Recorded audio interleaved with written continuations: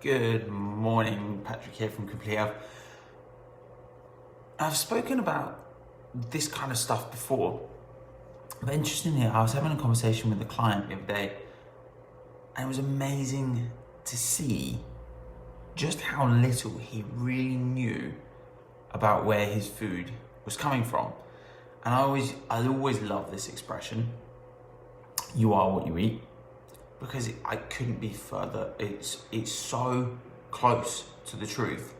It's just unbelievable that those people that you see that are just eating junk and rubbish all day, or people that think they're eating relatively well, but they're actually realistically eating junk and rubbish all day, are starting to have huge impacts on their health and their body. But the other interesting thing is actually with the foods that we choose, quite often not only are we having a huge impact on our body, we're actually also having a huge impact on our planet.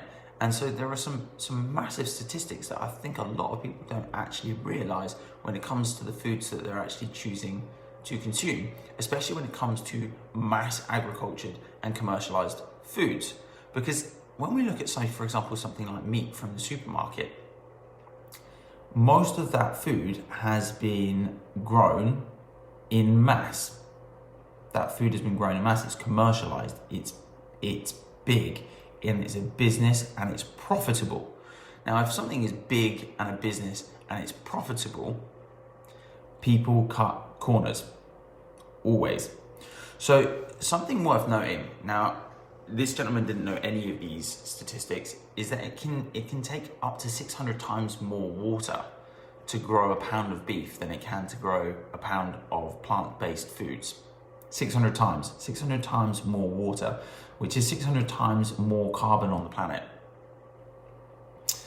We also know that pretty much all mass agricultured meats are grown using antibiotics. And the main reason being is that antibiotics, two things: it gives the farmers that ability to grow food fast, because actually meat has been shown to grow 30% faster when you use antibiotics, but it also allows for them to not lose any of their livestock. But again, who is at the expense? Because they are saving money or making more profits by growing things faster. But who actually loses out? And it's almost always the customer. The customer is almost always losing out, because that quality has been significantly dropped. Now, the other really interesting one is that obviously a lot of people have this argument with me because my diet is 100% plant-based, and soybeans, they're deforesting the rainforest to grow soybeans. Now, ironically, that would be a great argument if the soybeans were all being eaten by vegans.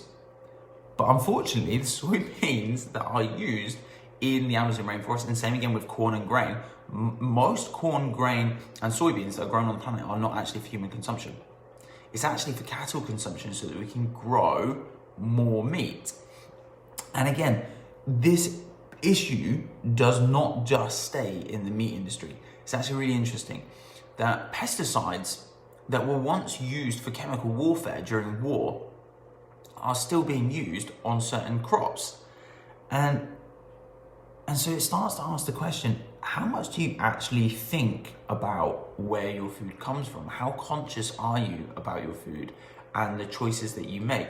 And are you choosing organic and free-range foods? Because statistically, they are much more nutrient dense. And I think if we did a study on today's food, you may even find that that's flipped even more. Because I know there are studies in the past that will say that organic foods are marginally better than inorganic foods. However, as we continue to mass agriculture and commercialize foods, we are changing more and more and more of nature's what's intended.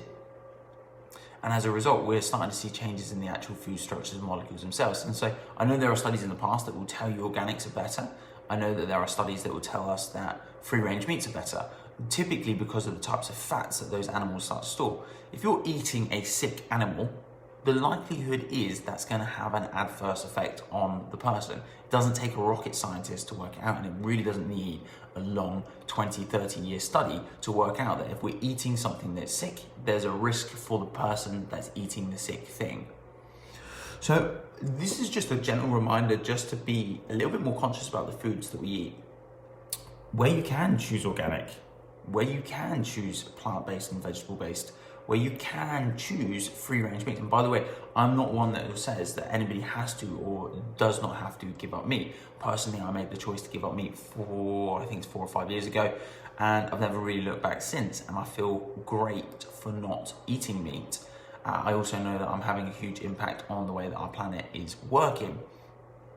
But for those people that are eating meat, you just need to be conscious about where it comes from, because those things will have an impact on your body, and actually ironically have an impact on how well I can help people, because if they're eating things that are going to inflame their body and make them worse, it actually makes my job more difficult.